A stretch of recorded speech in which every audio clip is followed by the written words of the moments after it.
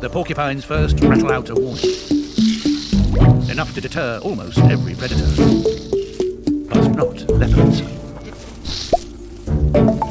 They target a weakness in the porcupine's defense, their softer underbelly.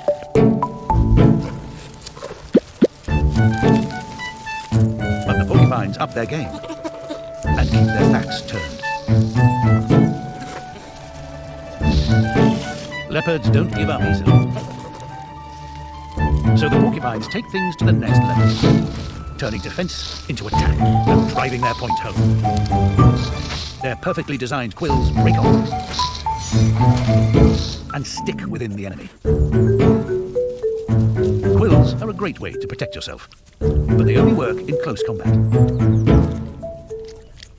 Here on the African